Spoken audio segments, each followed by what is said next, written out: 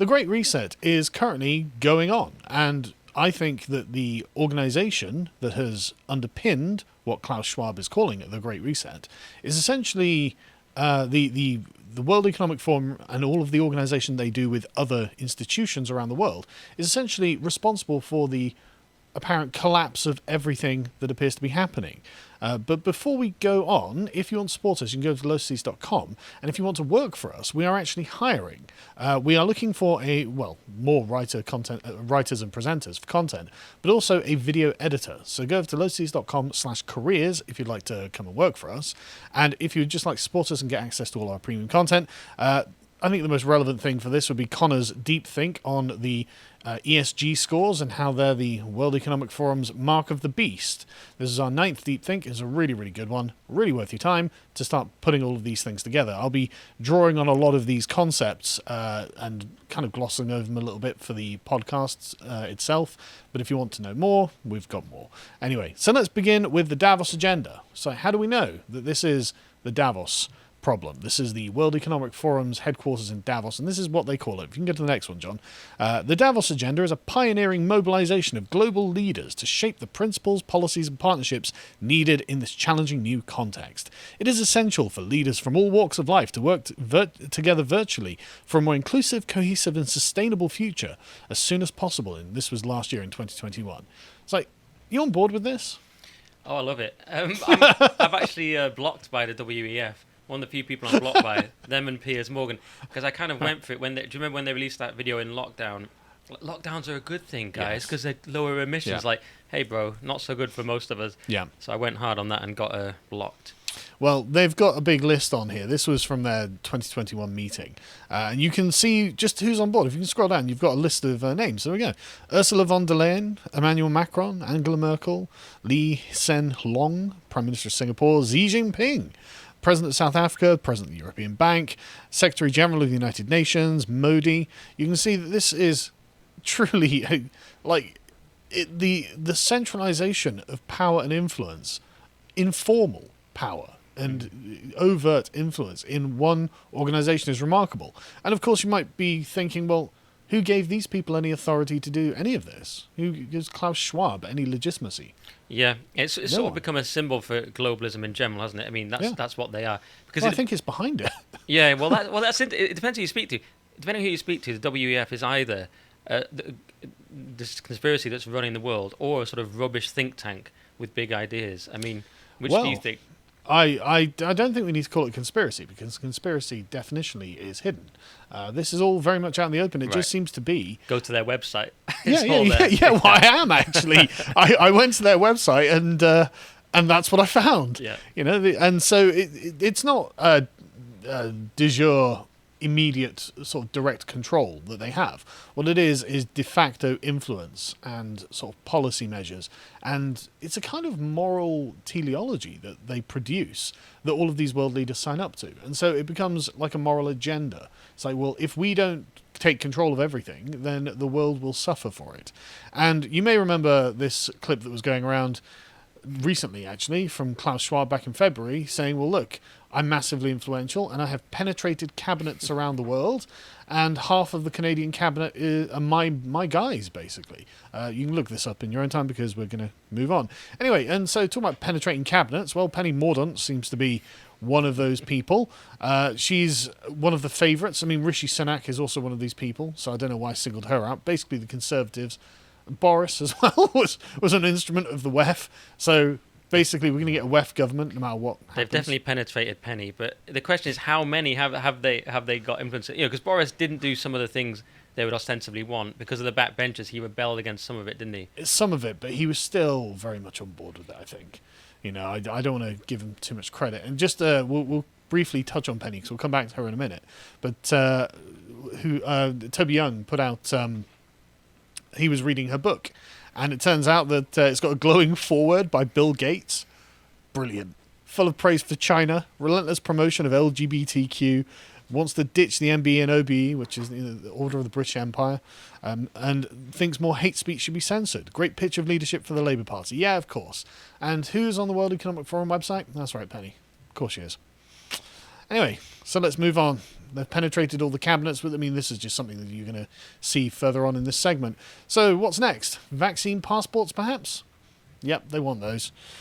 Just to be clear, what they are advising bodies like the World Health Organization, but they absolutely think that vaccine passports are a good thing because, of course, if you're going to be the world controllers, then you want to know who's traveling where. And, in fact, having really detailed information on literally anyone who crosses a border, assuming they'll even exist in the future, is part of this. But they say this in 2021 again, at the present time, the WHO's position is that national authorities and conveyance operators should not introduce requirements of proof for COVID-19 vaccination. But the forum, the World Economic Forum, is involved in the WHO task force to reflect on those standards and think about how they will be used. Did you ever see those documents that the EU had that actually they're obsessed with vaccines going back like 10 years, even before vaccine passports, before COVID? They've been obsessed with vaccinating the world. Big think. Anyway, so does the UK have COVID passports? Yeah, we do, actually. Some kind of informal COVID passports. Basically, you can get an NHS COVID pass if you want one. I mean, I've never seen one. And the government in the UK has been very iffy on it because, obviously, it's really anti-British. Really, really anti-British to do this. And yet they've been trying. There's been flipping and flopping over it. So essentially they were trying to introduce mandatory vaccine passports, but obviously people weren't going to have that. And so they ended up basically dropping it because, I mean, in January 2022, they were like, well, it's not mandatory actually for venues or anything like that. But it was for a period of time. So it's not, you can see how they've come close to crossing that threshold. But thankfully, we didn't have it maintained. But of course, the EU is not the same. Right. The EU is a lot more authoritarian. If you can get the next one, you can... Yeah, so we only survived because of a few of our backbenchers who rebelled against it. So they are important. People are very cynical, but I'm cynical, but they are important to have those people because otherwise we'd have just gone full on. Absolutely. Yeah. And that was Boris Johnson's government. But yeah, the EU have obviously got their, digital COVID certificate, and your mileage may vary depending on the EU country. Somewhere like Estonia might not be so hot on it, but France is very hot on it. Italy are very hot on these things. Very concerning. But basically they want the continual push to have more and more invasive rules. And so this is having effects. There was an interesting article posted by a John Hopkins professor, Marty Makary, who's a professor of medicine, obviously, in John Hopkins, and he was like, look, the medical profession has been absolutely captured by this, and this is really concerning. So he published something on commonsense.news, which was fascinating. People are getting bad advice and we can't say anything. That's a bit concerning. They aren't following the science, according to these people. Now, I mean, are these people worthy of being listened to? Is this important? Does it matter that the NIH, the FDA, and the CDC are all hemorrhaging top staff where they're quitting because they say things like, it's like a horror movie I'm being forced to watch and I can't close my eyes. One senior FDA official lamented, people are getting bad advice and we can't say anything. Yeah. Follow the science just means follow the script, doesn't it? It's one of these classic double speak. It just means ignore the science. Absolutely. It means do as the world controllers are telling you. And this is destroying these institutions from the inside out. At the NIH, doctors and scientists complain to us about low morale and lower staffing. The NIH's Vaccine Research Center has had many of its senior scientists leave over the last year, including the director, the deputy director, and the chief medical officer. Now, this is remarkable because you'd think these would essentially be lifetime appointments. Like, oh, you're the director of the NIH. Brilliant. Why would I leave that? Where would I be going that's better than this for my career and for what I can do in the world? But no, apparently there's an enormous number of jobs opening up at the highest level positions. One scientist there spoke to them, who only spoke on condition of anonymity for fear of professional repercussions. This is deeply unhealthy. This is what an institutional capture by some kind of ideologically possessed force looks like. So why are they embarrassed, they say? Well, in short, bad science. The longer answer is that the heads of their agencies are using weak or flawed data to make critically important public health decisions, so that such decisions are being driven by what's politically palatable by people in Washington or to the Biden administration, and they have a myopic focus on one virus instead of overall health. We felt like we were a political tool, a CDC scientist told us about the issue. That's interesting, isn't it? It's almost like there's a worldwide political attempt to institute a kind of common way of doing things. And this is apparently, it seems, according to the World Economic Forum, what they've been asking for. It's what they've been pushing for. So I don't know what to tell you. It looks like that's the case. Let's move on to the climate, shall we? You love the climate? Of course you love the climate. Everyone loves the bloody climate. Everyone loves talking about the climate all day, every day. And inclusion. Yeah, I know. What is the link there? It says, considering climate change, diversity and inclusion together can lead to better decision-making and improve outcomes for marginalised groups. What does any of that mean? It means we're intersecting the climate and non-white people. That's what that means. It's the intersection. Because, white people are not affected by the climate. Famously, we don't burn in the sun. Right. But the point is, it's about marrying two ideological agendas into the same agenda and pushing that forward because that gives you more momentum. Tackling climate change may be the most complex challenge we face, apparently. And so here's why diverse teams are smarter. And it's just a good business decision to make diversity for the sake of the climate. They made this weird sort of conflation between diverse opinions, which is obviously useful in any room, versus just diverse skin colour. They're sort of merging it all together. It's hard to imagine that better decisions will be made by people who all have the same opinions just because they've got different skin colours. Right. It's really impossible to believe for me. But anyway, this is why we all need to be vegans. Though. If we can go to the next one, you can see that we're all going to have plant-based diets, essential to the planet's future, according to the WEF. My only question is, what about the bugs? Will they make the vegans eat them just out of spite? Because they're not vegan, are they? That's a good point. Which do they like more, the bug vision or the plant-based vision? To be honest with you, if it's plants or bugs, I'm going to take the bugs. I'm not. You need that protein. I like to know that I'm at the top You're of the keto, food chain. aren't you? So. Yeah, well, no, it's not even that. I'm at the top of the food chain. I will eat things that were animals. Right. Yeah, just get that little feeling of power still. It's more spite. No. No, but jokes aside, this is ridiculous and I hate it, right? Yes. This is a Chatham House study that has been done, and they basically as more forests and wildlands are cleared to grow crops and raise livestock, this is going to hurt the planet's biodiversity, is the concern. And so what happens next to the world's endangered wildlife populations rests in human hands, and the rise in popularity of plant-based alternatives to meat and dairy products offers hope for the future. You can see where the agenda is going. This is on the WEF website. And so what are the UK government doing? Well, we're paying farmers to retire. Just stop producing food, bro. That's not concerning. If you go to the next one, the average farmer could receive a lump sum payment of £50,000, and some 100,000, as a part of a massive overhaul of farm grants, incentivising farmers to protect the environment. That's right. So we're all going to starve, but at least we'll have lots of biodiversity. I've got a new slogan: "You will sow nothing, and you will be happy." That is a good slogan for the WEF. And this is why the Dutch farmers are basically in revolt. We've covered this previously, so just very briefly to go over it. It does seem to be the Dutch government. They say bowing to environment radicals, but it's like, no, the Dutch government's at the very heart of this project. But the point is they're complaining that there's ammonia runoff from cows that's going into the swamps, and that's reducing the number of mosquitoes in the swamps. It's like, oh, brilliant. Oh, no, can't have fewer mosquitoes in our bloody swamps. And so the farmers are being told they're going to have to lose 30% of their livestock, which is pretty big deal, pretty big news in the Netherlands. And so who's behind this? Well, the Prime Minister of the Netherlands, Mark Rutte, on the WEF website, because he's a part of it. We've been through the clip where he was sent a nice letter from Klaus Schwab, congratulating him. Oh, that's a brilliant book you've put out, Klaus. And then he claimed he hadn't read it. Which is like, yeah, I don't really believe you. But and the reason I don't believe you is you seem to be deeply embedded in this. I mean, here's an article he wrote in the 2019, Why I Ride My Bike to Work. I love that. Because you're Dutch. Of course it is. Of course it is. And, he wrote in 2017 another article about the importance of water. What I love about this article, right, is water shaped my country's past, but it'll shape the future of all of us. Really, humans need water. I can't believe it. Yeah. Breaking news. But listen to this.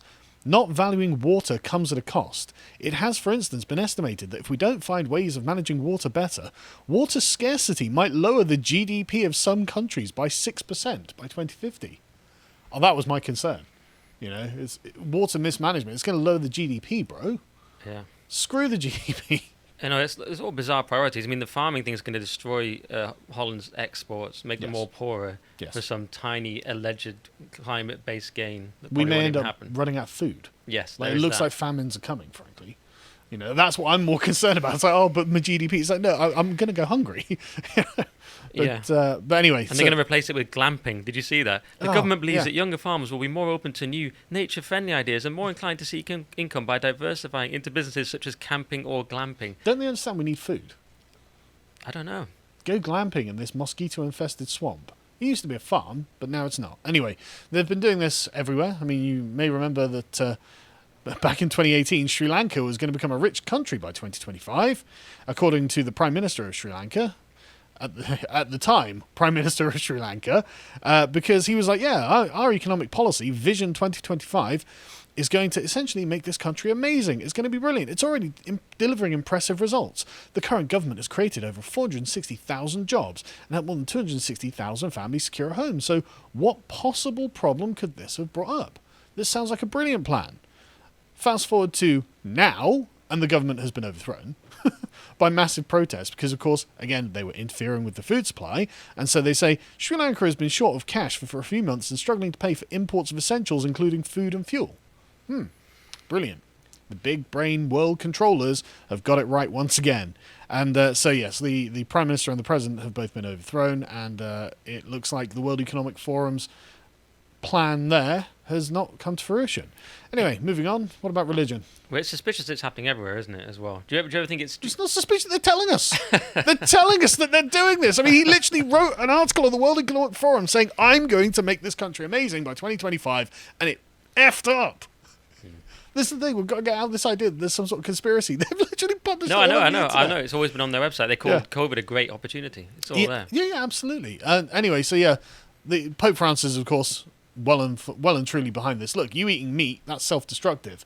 Dutch farmers, get rid of your herds. Sorry, this is bad for the environment. And so, you know what? If it comes to eating meat in the environment can go suck one. But this, he sent this to the EU Youth Conference in Prague. That sounds terrifying. Guess who's on the World Economic Forum website as an agenda contributor? Oh, that's right, the Pope. Great. So anyway, moving on. You'll own nothing and be happy, right? Mm-hmm. You're well aware of this. This is yeah. That's why I said you'll sow nothing and be happy. That's the farmer update. This is the classic WEF line. No one could believe that video was real when it came out. Yeah, but it's not just one video either. If you can scroll down, you can see there are other articles and things like that talking about it. But this has been something they've been talking about for a while. So let's talk about the inflation, because it seems like inflation is deliberate and a way of making sure that you don't have anything. If you go to the next one, you can see like a Biden economic advisor just been like, this is a part of an effective strategy against the pandemic, bro. So we knew this was going to happen, and we know that they know this is going to happen. Like, you've seen all the news articles of them going, well, I mean, no one could have predicted. Maybe the inflation will go away. Maybe inflation's okay, actually. The great inflation cope. Yeah. Yeah. Everyone knows. Like, it's not like some mystery. This is actually, quite bedrock economic theory. If you print loads of money, each dollar becomes less valuable than the last one. Everyone knows this. I'm not an economist. I know this. Yeah. So, and this is if. And then if you lock everyone down, you're still producing that money, but there's no actual productivity. Yeah. So the money supply is no longer tied to actual goods and services. So it's like, yeah, exactly. You don't need to be an economist to know this. But who's profiting is the question. Well, of course, the answer is mega corporations, who are also on board with ESG scores and the World Economic Forum agenda. Massive increases for them, which is great. Consumer prices increased by 7.9% in February, but their profits have soared. Wow, good for them. I'm so glad that the top 30 companies are boosting their profits by 151 billion.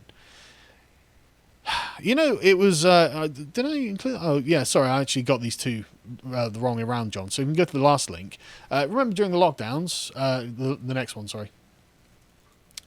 During the lockdowns, of course, small businesses suffered. 200,000 extra businesses permanently closed in America.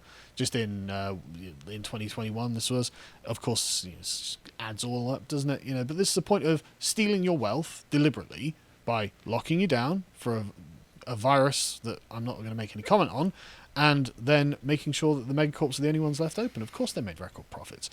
This is not good. Anyway, so moving on, going back, in fact, to the previous one just before, and again, this is just one of those things, right? If you've got massive fuel prices in America, if you know that, well, I was going to say if you know that supply and demand is the bedrock of economics, right? Selling oil to your rival is not an accident, right? This is not an accident. You wouldn't take oil from the US Strategic Reserve and sell it to China if you were thinking, what can I do to reduce fuel prices in America? Right. I was also a bit concerned that it was their emergency supply. I'm no expert, but that sounded a bit dodgy. Yes, it's rather silly, I would think. But what do I know? I'm just a guy who runs a podcast. But the point is, this isn't accidental. This is completely on purpose. We are currently living through the Great Reset, and they will continue with this until they either completely fail and the system collapses, or they get what they want. If you appreciated that segment from the podcast of the Lotus Eaters, you can go to lotuseaters.com to get access to all the premium content we have on the site, such as the book clubs we do, this one on Douglas Murray's The War on the West. And if you want to follow what else I'm putting out, you can follow me on Getter at Callum on Getter. Thank you and goodbye.